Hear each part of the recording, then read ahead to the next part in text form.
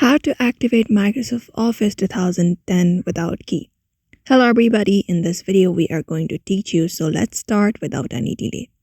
For that, open up your computer and you may just first of all head over to Microsoft Office, and you should be finding that you have this error like it is disabled. So in order to fix that, you may open up this PC on your computer like this and locate up your C drive. After that, go over to Program Files. And once you head over to Program Files, look out for Microsoft Office. Open it up. Under Microsoft Office, you need to look out for Office 16. Open it up.